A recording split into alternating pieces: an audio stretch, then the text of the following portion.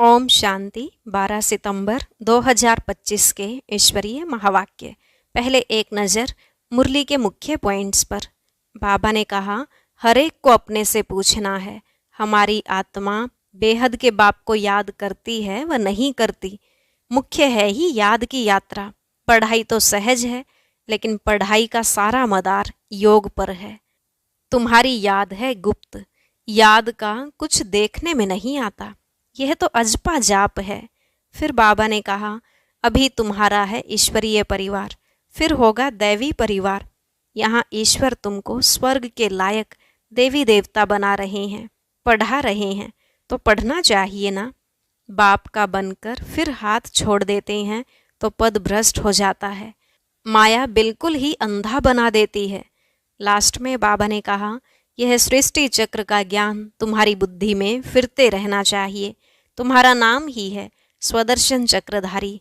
राजधानी तो स्थापन होनी ही है, सारा मदार पुरुषार्थ पर है। पुरुषार्थ में कभी हार्ट फेल नहीं होना चाहिए। अब सुनते हैं महावाक्यों को विस्तार से। बाबा ने कहा, मीठे बच्चे, तुम्हारी पढ़ाई का सारा मदार है योग पर। योग से ही आत्मा पवित्र बनती है, विकर्म विनाश होते हैं। प्रश्न, कई बच्चे बाप का बनकर फिर हाथ छोड़ देते हैं, कारण क्या होता है?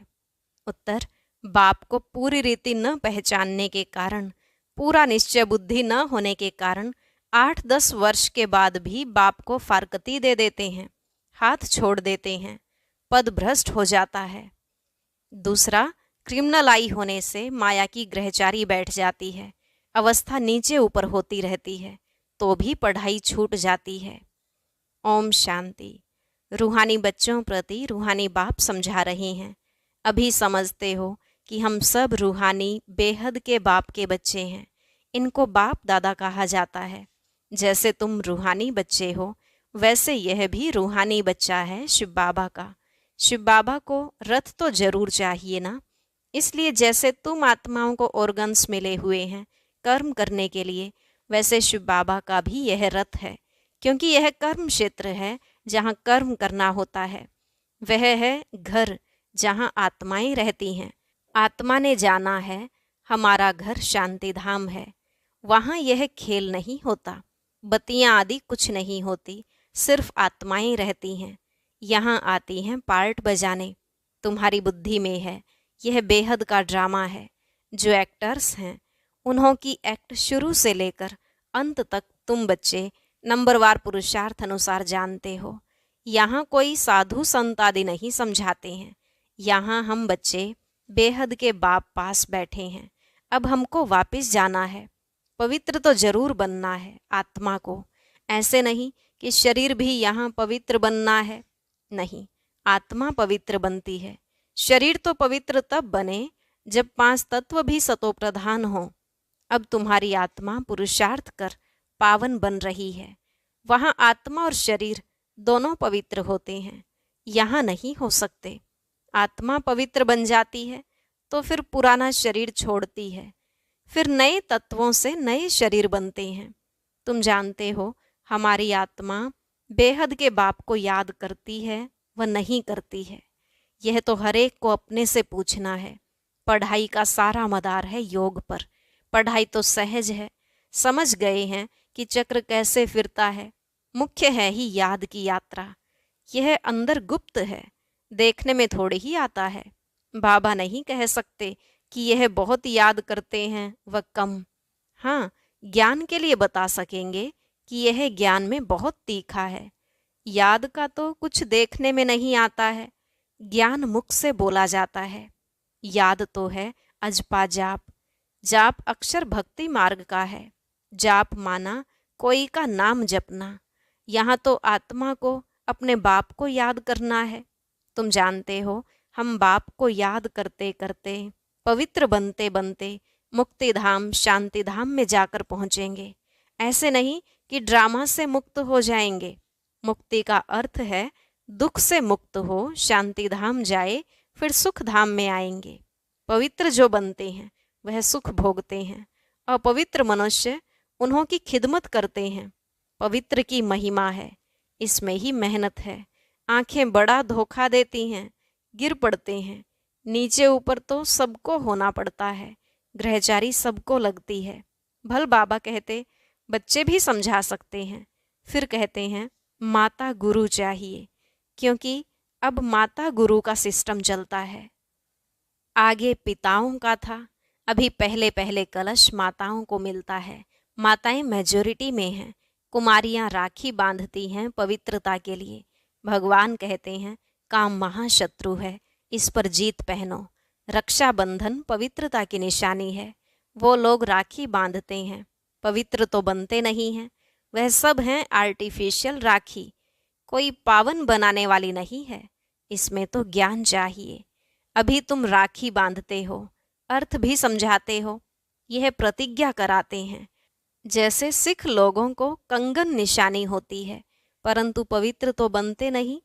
पतित को पावन बनाने वाला सर्व का सद्गति दाता एक है, वह भी देहधारी नहीं है। पानी की गंगा तो इन आँखों से देखने में आती है। बाप जो सद्गति दाता है, उनको इन आँखों से नहीं देखा जाता। आत्मा को कोई भी देख नहीं सकते कि वह क्या चीज है। कहते भी हैं हमारे शरीर में आत्मा है, उनको देखा है? कहेंगे नहीं। और सब चीजें जिसका नाम है वह देखने में जरूर आती हैं। आत्मा का भी नाम तो है। कहते भी हैं भ्रिकुटी के बीच चमकता है अजब सितारा, परंतु देखने में नहीं आते हैं। परमात्मा को भी याद करते हैं, देखने में कुछ नहीं आएगा। लक्ष्मी नारायण को देखा जाता है इन आँखों से। लिंग की भल पूजा करते हैं, परंतु वह कोई यथार्थ रीति तो नहीं है ना। देखते हुए भी जानते नहीं हैं परमात्मा क्या, यह कोई नहीं जान सकते। आत्मा तो बहुत छोटी बिंदी है, देखने में नहीं आती है। न आत्मा को न परमात्मा को देखा जा सकता है, जाना जाता है। अभी तुम जानते हो हमारा बाबा आया हुआ है इनमें। इस शरीर की अपनी आत्मा भी है। फिर परमपिता परमात्मा कहते हैं मैं इनके रथ पर विराजमान हूँ। इसलिए बाप दादा कहते हो। अब दादा को तो इन आँखों से देखते हो, बाप को नहीं देखते हो। जानते हो बाबा ज्ञान का सागर है। वह इस शरीर द्वारा हमको ज्ञान सुना रहे हैं। वह ज्ञान का सागर पतित पावन है। निराकार रास्ता कैसे बताएंगे? प्रेरणा से तो कोई काम नहीं होता। भगवान आते हैं, यह किसको भी पता नहीं है। शिव जयंती भी मनाते हैं तो जरूर यहाँ आता होगा ना। तुम जानते हो अभी वह हमको पढ़ा रहे हैं। बाबा इनमें आकर पढ़ाते हैं। बाप को पूरी रीति न पहचानने के कारण, निश्चय बुद्धि न होने के कारण 8-10 वर्ष के बाद भी फारकती दे देते हैं। माया बिल्कुल ही अंधा बना देती है। बाप का बनकर फिर छोड़ देते हैं तो पद भ्रष्ट हो जाता है। अब तुम बच्चों को बाप का परिचय मिला है तो औरों को भी देना है। ऋषि मुनि आदि सब नेति नेति करते गए, आगे तुम भी जानते नहीं थे। अभी तुम कहेंगे हाँ हम जानते हैं, तो आस्तिक हो गए। सृष्टि का चक्र कैसे फिरता है यह भी तुम जानते हो। सारी दुनिया और तुम खुद इस पढ़ाई के पहले नास्तिक थे। अब बाप ने समझाया है तो तुम कहते हो हमको परम पिता परमात्मा बाप ने समझाया है, आस्तिक बनाया है। हम रचता और रचना के आदि मध्य अंत को नहीं जानते थे। बाप है रचता, बाप ही संगम पर आकर नई दुनिया की स्थापना भी करते हैं और पुरानी दुनिया का विनाश भी करते हैं। पुरानी दुनिया के विनाश के लिए यह महाभारत लड़ाई है, जिसके लिए समझते हैं उस समय श्री कृष्ण था। अभी तुम समझते हो निराकार बाप था, उनको देखा नहीं जाता है। श्री कृष्ण का तो चित्र है, देखा जाता है। शिव को देख नहीं सकते। श्री कृष्ण तो है सतयुग का प्रिंस, वही फीचर्स फिर हो न सके। श्री कृष्ण भी कब कैसे आया यह भी कोई नहीं जानते। श्री कृष्ण को कंस की जेल में दिखाते हैं। कंस सतयुग में था क्या? यह हो कैसे सकता? कंस असुर को कहा जाता है। इस समय सारी आसुरी संप्रदाय है ना, एक दो को मारते काटते रहते हैं। दैवी दुनिया थी यह भूल गए हैं। ईश्वरीय दैवी दुनिया ईश्वर ने स्थापन की, यह भी तुम्हारी बुद्धि में है नंबरवार पुरुषार्थ अनुसार। अभी तुम हो ईश्वरीय परिवार। फिर वहां होंगे दैवी परिवार। इस समय ईश्वर तुमको लायक बना रहे हैं स्वर्ग का देवी देवता बनाने। बाप पढ़ा रहे हैं। इस संगम युग को कोई भी नहीं जानते। कोई भी शास्त्र में इस पुरुषोत्तम युग की बात नहीं है। पुरुषोत्तम युग अर्थात जहाँ पुरुषोत्तम बनना होता है। सतयुग को कहेंगे पुरुषोत्तम युग। इस समय तो मनुष्य पुरुषोत्तम नहीं है, इनको तो कनिष्ठ तमोप्रधान कहेंगे। यह सब बातें सिवाय तुम ब्राह्मणों के और कोई नहीं समझ सकते। बाप कहते हैं यह है आसुरी भ्रष्टाचारी दुनिया। सतयुग में ऐसा कोई वातावरण नहीं होता। वह थी श्रेष्ठाचारी दुनिया। उन्होंने चित्र हैं। बरोबर यह श्रेष्ठाचारी दुनिया के मालिक थे। भारत के राजाएं होकर गए हैं जो पूजे जाते हैं। पूज्य पवित्र थे जो ही फिर पुजारी बने। पुजारी भक्ति मार्ग को, पूज्य ज्ञान मार्ग को कहा जाता है। पूज्य सो पुजारी, पुजारी फिर पूज्य कैसे बनते हैं यह भी तुम जानते हो। इस दुनिया में पूज्य एक भी हो न सके। पूज्य परमपिता परमात्मा और देवताओं को ही कहा जाता है। परमपिता परमात्मा है सबका पूज्य। सब धर्म वाले उनकी पूजा करते हैं। ऐसे बाप का जन्म यहाँ ही गाया जाता है। शिव जयंती है ना, परंतु मनुष्यों को कुछ पता नहीं कि उनका जन्म भारत में होता है। आजकल तो शिव जयंती की हॉलिडे भी नहीं करते। जयंती मनाओ न मनाओ तुम्हारी मर्जी, ऑफिशियल हॉलिडे नहीं है। जो शिव जयंती को नहीं मानते हैं वह तो अपने काम पर चले जाते हैं। बहुत धर्म है ना। सतयुग में ऐसी बातें होती नहीं। वहाँ यह वातावरण ही नहीं। सतयुग है ही नई दुनिया, एक धर्म। वहाँ यह पता नहीं पड़ता कि हमारे पीछे चंद्रवंशी राज्य होगा। यहाँ तुम सब जानते हो यह पास्ट हो गया है। सतयुग में तुम होंगे, वहाँ किस पास्ट को याद करेंगे। पास्ट तो हुआ कलयुग। उनकी हिस्ट्री ज्योग्राफी सुनने से क्या फ़ायदा। यहाँ तुम जानते हो हम बाबा के पास बैठे हैं। बाबा टीचर भी है, सतगुरु भी है। बाप आए हैं सबकी सदगति करने। सभी आत्माओं को जरूर ले जाएंगे। मनुष्य तो देह अभिमान में आकर कहते हैं सब मिट्टी में मिल जाना है। यह नहीं समझते आत्माएं तो चली जाएंगी, बाकी यह शरीर मिट्टी के बने हुए हैं। यह पुराना शरीर खत्म हो जाता। हम आत्मा एक शरीर छोड़ दूसरा जाय लेती हैं। यह इस दुनिया में हमारा अंतिम जन्म है। सब पतित हैं। सदैव पावन तो कोई रह नहीं सकते। सतो प्रधान सतो रजो तमो होते ही हैं। वो लोग तो कह देते सब ईश्वर के ही रूप हैं।